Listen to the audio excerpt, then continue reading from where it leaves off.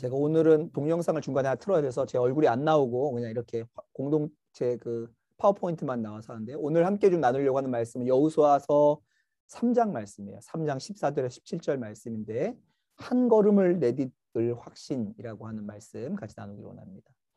여호수아 3장 14절에 17절 말씀 제가 좀 읽겠습니다. 여러분 너무 잘 아시는 말씀인데요. 한번 들어보세요.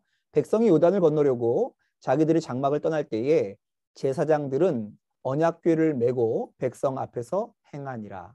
요단이 몸에 거두는 시기에는 항상 언덕에 넘치더라.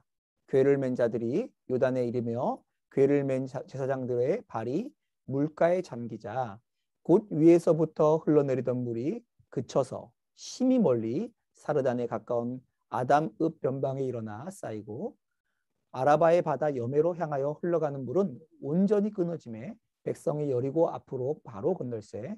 여호와의 언약궤를 맨 제사장들은 언약궤 요단 가운데 마른 땅에 굳게 섰고 온 이스라엘 백성은 마른 땅으로 행하여 요단을 건너니라. 오늘 이 말씀은요, 사실 저희가 너무나 잘 알고 있는 모세가 죽고 여호수아가 지도자가 된 다음에 요단강을 건너서 하나님 약속하셨던 가나안 땅, 하나님 약속하신 땅에 들어가는 장면입니다. 강을 건너서 강 동쪽 편에 있었어요. 강 동쪽 편은 하나님이 약속하신 땅이 아니었는데, 이제 하나님 약속하신 땅으로 가려면 요단강을 건너가야 되는데 요단강을 건너가는 장면입니다. 굉장히 비슷하죠. 출애굽할 당시에 하나님께서 애굽을 탈출하는 그 맨 마지막 관문으로 홍해를 가르셨는데, 오늘 우리가 읽었던 본문에도 어떻게 되어 있죠? 하나님 약속하신 땅 요단강으로 들어가는데 하나님께서 요단강을 갈라서 그들이 마른 땅 위로 건너가게 하시는 장면이 등장합니다. 홍해랑은 좀 다른 방식이긴 하지만 물을 건너갔다는 장면은 비슷하죠. 우리가 잘 알고 있는 것처럼 요단강을 건너려고 할 때 하나님 명령하셔서 이 언약궤를 맨 제사장들이 그 요단강에 발을 담그고 건너갈 때 물이 그쳐서 그 모든 이스라엘 백성들이 하나님께서 그치신 물, 그래서 가르신 요단강 사이로 지나서 반대편에 있는 하나님 약속하신 땅으로 갔다라고 하는 것이 오늘 본문의 내용입니다. 제일 처음 물이 그치게 된 것은요, 그 제사장들이 발을 그 강에다가 담궜을 때 물이 그치기 시작했다라고 말합니다. 이게 좀 한 가지 다른 게 뭐냐면, 홍해는 어떻게 했죠? 홍해는 모세가 하나님의 명령을 따라서 홍해를 향해서 홍해를 갈랐어요. 그리고 나서 갈라진 것을 보고 건너갔는데, 이번에는 좀 다른 게 아직 안 갈라진 요단강에다가 발을 담그니까 그 요단강이 갈라져서 그때부터 건너가게 된 것이 다릅니다. 그런데 이것이 왜 오늘 우리가 함께 좀 생각해 봐야 되는 부분이 되냐면요, 여러분들이 잘 알고 있는 것처럼 이렇게 그 요단강 가운데 제사장들이 언약궤를 짊어지고 서 있는 동안에는 물이 끊어져 있어서요, 모든 이스라엘 백성들이 건너가게 되었는데 우리가 아는 건 이 정도예요. 그런데 실제로 내용을 좀 자세하게 읽어보면 그것보다 좀 중요한 부분들이 몇 가지가 등장합니다. 그 첫 번째가 오늘 읽었던 본문의 14절과 15절 말씀인데 제가 한번 읽도록 하겠습니다. 백성이 요단을 건너려고 자기들의 장막을 떠날 때에, 지금 이게 자기들이 그냥 계획해서 한 게 아니고요, 하나님께서 그들을 인도에 가시는 날짜를 정하신 거예요. 그래서 하나님께서 가라고 하실 때에 제사장들은 언약궤를 메고 백성 앞에 행하니라. 맨 앞에 언약궤를 맨 제사장들이 가고 있는데요, 그때가 어느 때였냐면 요단이 몸에 거두는 시기에는 항상 언덕에 넘치더라. 정확한 표현으로는 홍수가 나는 시기였다라는 거예요. 그래서 궤를 맨 자들이 요단에 이르며 궤를 맨 제사장들의 발이 물에 잠기자. 여기서 누구의 발이 잠겼어요? 제사장들의 발이 잠겼습니다. 여러분 보통 아까 보셨던 것처럼 언약궤는 한 4명 정도가 각각의 그 궤에다가 껴서 꿰는 그 뭐라 그러죠? 봉에다가 이렇게 걸어서 들고 다니거든요. 4명이 동시에 물이 잠기려면 어떻게 해야 되죠? 물이 한참 들어가야 됩니다. 이렇게 엄지발가락만 물에 딱 담그면 안 되고, 언약궤를 메고 있는 사람들이 물속으로 4명이 동시에 들어가야지 제사장들의 발이 물에 잠기잖아요. 그렇죠?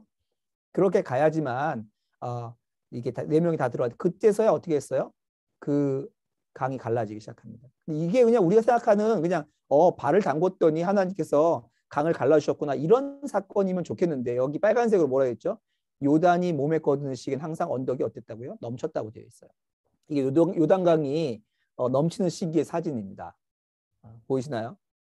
실제로 이게 물을 담글 만한 그럴 때가 아니에요. 실제 동영상으로 하나 보여드릴게요. 최근에 요단강에서 열 몇 명이 홍수로 말미암아 죽게 되었을 때 당시에 그 지역에 살고 있는 사람이 찍은 동영상이 트위터에 올라왔는데요. 트위터에 올라온 동영상 하나 보여드릴게요. 보세요.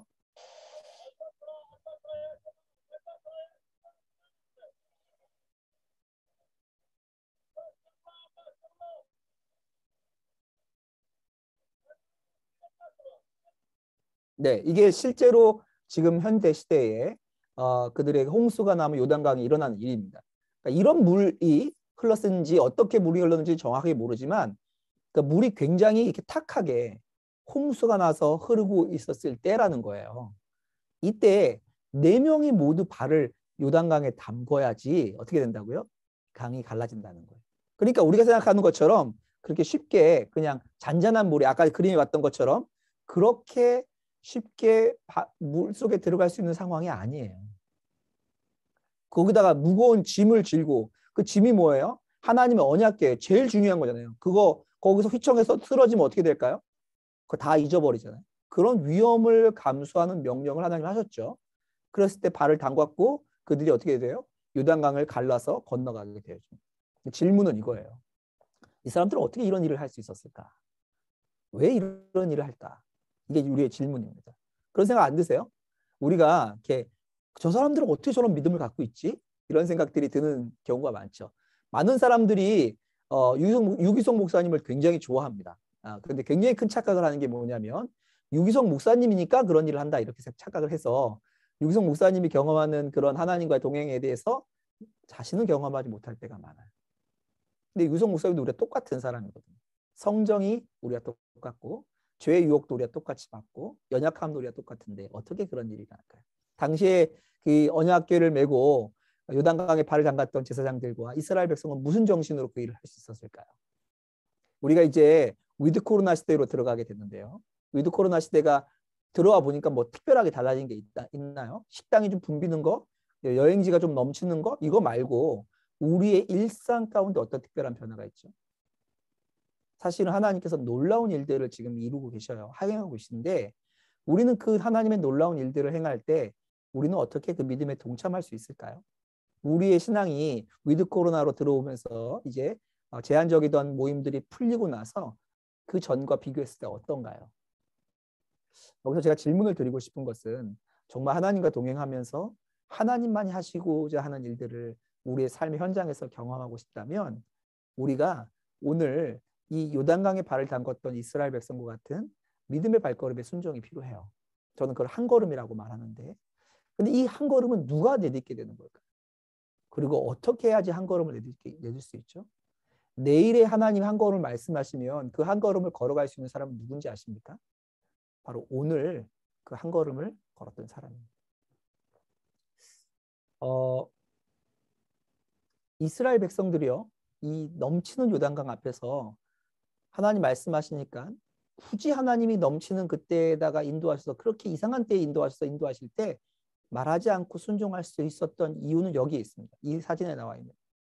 여기가 이스라엘 사람들이 40년간 헤매었던 광야입니다. 정확하게 어느 지역인지는 다 모른다 할지라도 이렇게 생겼어요. 보시면 나무도 좀 있죠? 저게 떨기나무라고도 불리는 뭐 그런 나무들인데요. 이 나무들은요 정말 아무짝에도 쓸모없는 나무들입니다. 왜냐하면 이런 지형에서 어떤 나무가 필요하냐면 아름드리 나무가 필요해. 그래서 그 아래 가서 그늘에서 몸도 좀 쉬고 하는데 저 떨기나무는요 낮아서 이렇게 몸을 그늘에 숨길 수가 없어요. 조금 이렇게 있으면 해가 이렇게 돌아가면 그늘도 돌아가서 따라서 이렇게 움직여야 되는 그런 나무가 이런 나무예요. 그러니까 참 살기가 어려운 지형입니다. 도저히 살아남기가 어려운 이곳에서 이스라엘 백성들이 40년간 어떤 훈련을 하신지 아십니까?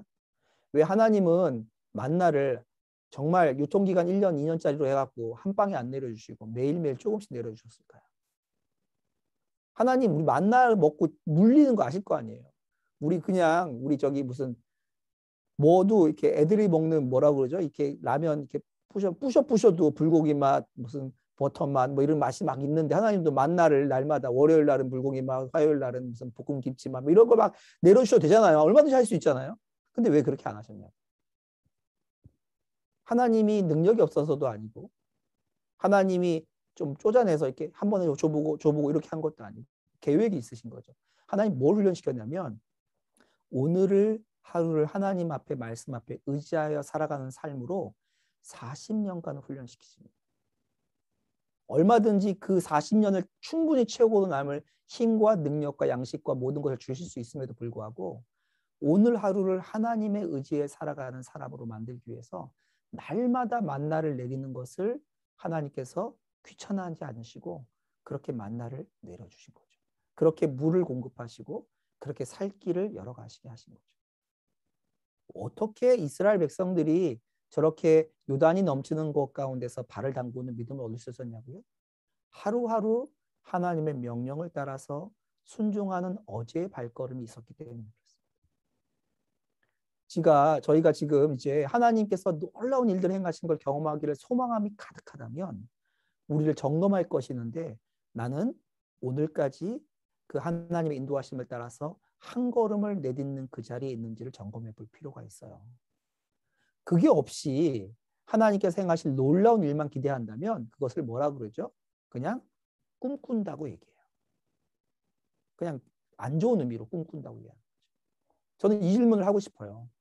내일 부르시는 한 걸음을 따라갈 오늘의 한 걸음이 있냐? 오늘의 동행이 있냐? 우리는 항상 내일 하나님께서 그리고 나의 앞길 하나님께서 동행하시면 놀라운 일을 이루실 것들을 기대하지만 이 발걸음은 반드시 어디서부터 비롯되어지냐면 오늘 하나님의 말씀 앞에 보이지 않아도 그 걸음을 한 걸음을 걸어온 그 발걸음의 연속선상에서 하나님이 우리의 삶을 인도하시고 하나님의 역사를 이루신다는 사실을 잃어버리시면 안 됩니다. 사랑하는 다윗 공동체 여러분, 여러분의 삶 가운데는 오늘의 한 걸음이 있으신가요? 오늘의 한 걸음 가운데 하나님이 나의 걸음을 인도하는 그 분명한 걸음들을 누리고 계신가요? 그것이 놓쳐지고 있다면 내일의 하나님의 요단강을 가르치는 역사는 경험하지 못할지도 모르겠습니다. 우리가 할 것은 요단강을 가르거나 홍해를 가르는 일이 아니에요. 우리가 할 일은 오늘의 한 걸음을 걸어가면 그리고 내일의 한 걸음을 걸어가면 언젠가 하나님께서 하나님의 일을 하실 거라고 믿음으로 그 발걸음을 옮겨가는 것뿐입니다. 저는 우리의 믿음의 걸음이 이 징검다리를 걷는 것 같다고 생각이 되어집니다. 하나님 우리에게 탄탄한 대로를 열어주시기보다는 주로 징검다리를 우리에게 보여주실 때가 많죠. 그래서 마치 하나님께서 얼마든지 여러 옵션들을 열어서 우리에게 펼쳐주실 수 있는 것처럼 보이는데 나에게는 딱 하나의 옵션만 열어서 그 다음 스텝 그 다음에 이렇게 징검다리 하나 돌멩이만 보여주시는 것 같아요. 그런데 그 길을 따라가다 보면 어느 순간 우리는 우리의 험난 앞길을 막고 있던 강도 건너고 홍해도 건너게 되는 거죠. 이것이 하나님께서 우리 성도들을 인도해 가시는 그리고 하나님을 경험하게 하시는 일입니다. 근데 누가 이 징검다리를 건너게 되죠? 하나님께서 말씀하는 자리까지 한 걸음 한 걸음을 한 돌멩이 한 돌멩이를 밟아왔던 사람이 그 다음 돌멩이에 대한 음성을 듣게 되는 것입니다. 우리의 삶을 한번 좀 점검해 봤으면 좋겠어요. 어떠세요? 개인의 삶 가운데 공동체로 함께 예배드리는 삶 가운데 하나님의 부르심의 그 자리 앞에서 그 발걸음을 옮겨가고 계신가요? 저는 종교적 행위를 하고 있냐고 물어보고 있는 거 아닙니다. 저는 어떤 내가 점검할 수 있는 뭘 했냐고 물어보고 있는 거 아니에요. 동행일기 한 달 동안 몇 번 썼어요? 물어보고 있는 거 아닙니다. 정말 주님께서 말씀하시면 동행하며 그 발걸음을 옮겨가고 계신가요? 그렇다면 하나님께서 반드시 홍해도 가르시고 요단강도 건너게 하실 거예요. 홍해와 다른 점이 있다면 요단강을 건널 때는 하나님께서 그들에게 믿음을 요청하셨다는 거예요. 홍해는 하나님께서 가르시고 그냥 보이는 땅으로 건너게 하셨어요.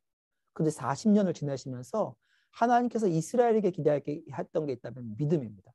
그 믿음이 똑같이 우리에게도 요청하시는 것 같아요. 저는요, 저희의 믿음의 여정의 길을 이렇게 생각합니다. 징검다리인데 안개 속에 감춰진 징검다리. 그래서 끝이 안 보여요. 어디로 가는지 잘 모르겠어요. 그런데 내 앞에 있는 스톤 몇 개는 보이는 거죠. 하나님께서 그렇게 인도하실 때가 참 많은 것 같아요. 지금 우리 다윗 공동체 안에 있는 굉장히 많은 분들이 이런 여정을 겪고 계시지 않습니까? 오늘은 살기를 하는데 내가 당장 1년 뒤에 2년 뒤에 대해서는 확신이 없고, 하지만 오늘 삶 가운데 하나님께서 나에게 1년 뒤, 2년 뒤, 5년 뒤 아니면 10년 뒤에 어떤 보장을 좀 주시면 좋겠는데, 그것보다는 오늘의 나와 동행하신 하나님 약속만 주어질 때 하나님께서 좀 이렇게 우리에게 뭔가 이렇게 적금도 좀 주시고 예금도 좀 주시고 현찰도 좀 주시고 그러면 좋겠는데, 약속만 주시는 것 같은 이런 일들이 우리 가운데 참 많잖아요. 근데 이렇게 하나님 인도하게 가십니다. 근데 그 걸음을 누가 걷냐면, 어제까지 오늘까지 하나님을 따라서 한 걸음을 내디뎌 본 사람이 그 다음 걸음을 걷게 됩니다.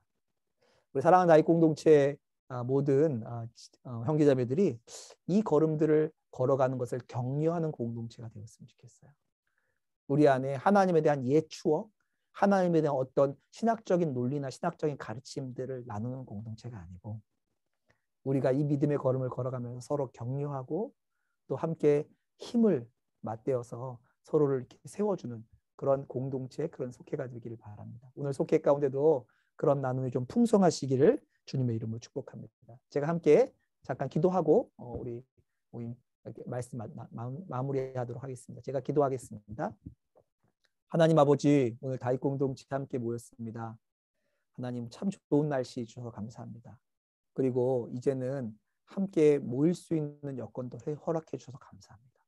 하나님, 우리 안에 허락된 이 삶의 여정 가운데 반드시 주님께서 우리와 함께 하시며 우리 삶을 인도하시는데, 하나님, 그것이 우리 안에 어떤 센텐스나 누군가의 이야기로 끝나는 것이 아니라 하나님, 우리의 삶의 현장 가운데 누려지는 참으로 나와 함께 하시는 하나님, 우리의 삶을 인도하시는 하나님, 책임지시고 이끄시는 하나님으로 경험할 수 있도록 축복하여 주소서. 개인의 삶 가운데 깊은 어둠을 지나는 분도 계시고 눈물의 골짜기를 지나는 분도 계시는데, 하나님 찾아가셔서 하나님 그들의 인생 가운데 인도하시고 책임지시는 주님을 선명하게 만나며 경험할 수 있도록 은혜를 더하여 주옵소서. 오늘의 속회 모임도 주님께 의탁합니다. 주님이 기뻐하시는 속회, 주님께서 영광 받으시는 속회 되도록 주님이 주장하여 주옵소서. 감사드립니다. 예수 그리스도의 이름으로 기도합니다. 아멘.